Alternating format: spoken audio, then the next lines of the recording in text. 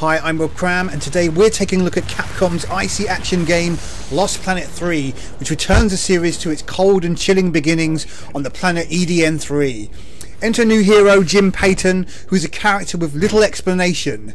In many ways, the focus of the game is on Jim's personal side as a motivation for being a gun for hire and general handyman. We see that Jim has travelled to the Lost Planet to earn coin for his wife and child back home, but we're given little detail as to how Jim is such an expert acrid exterminator and general dog's body Mr. Fix-It. The story is told via flashback, depicting a dying Jim in his old age. Whilst the story itself is fairly interesting, the real meat centres around Jim and his feelings as he wanders the icy wastes via various recordings made to his wife back home. Let's get this out there from the offset. Lost Planet 3 is not a mech game, and whilst Jim travels using a mech, or rig as they are called in the game, its use is purely a tool to manipulate things and help Jim navigate the hazards of EDN3. The fact the rig is not equipped with any weapons highlights this. There are several moments where the rig is used to squash, maim and fight the creatures of EDN3, but this is not the pure focus. The core elements of the game revolve around exploration of the planet, moving what feels like a snail's pace in the rig. This creates a sense of space and a solitary notion that it's Jim and the elements doing a job and getting paid. For some, it's likely that these spacious moments will grate, but for those who take on the role will enjoy the sights of the landscape, which do look very polished and overflowing with neat effects. Players will mostly be spending their time on foot, shooting up enemies, activating and collecting things. There's little more to the game, aside from the interactive elements of the rig and the various moments with the characters in the story. In terms of the shooting mechanics, the game is quite competent, offering weapons with sufficient kick and unlimited ammo for the base pistol, which is welcome. Much like many third-person shooters, Jim can move into cover and comes in handy with dealing with specific enemies, which circle and run away during combat. The enemy variety isn't bad, but perhaps not as impressive as some of Capcom's other games. There's an abundance of boss creatures to best, but these somehow don't feel as epic as the previous Lost Planet games. One gameplay mechanic which does become annoying are the moments when grabbed by an enemy and are forced to wrestle free using a knife. Whilst handy in giving an energy boost if successful, the input mechanics are awkward and can result in an untimely and unfair death, which is an already slow-paced game, adding more salt into the wound. Lost Planet 3 offers a semi-open world to explore, which is really a series of connected paths. Players are able to look off the beaten track and partake in optional side quests to prolong the experience and find out more about the history of the planet.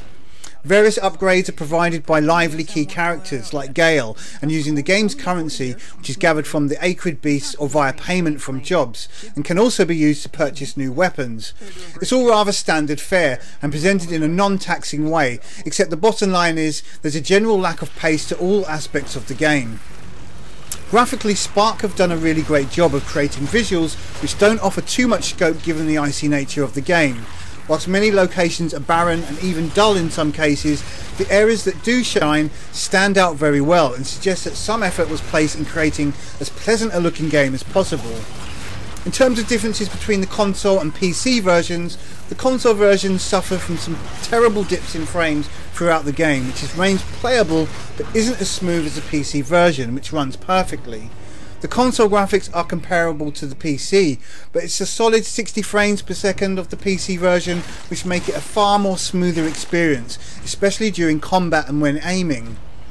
Audio is also quite varied, offering a Wild West theme with its optional country music provided by Jim's wife. In fact, the Wild West theme is very fitting here, except ice replaces the dusty trails of the open plains.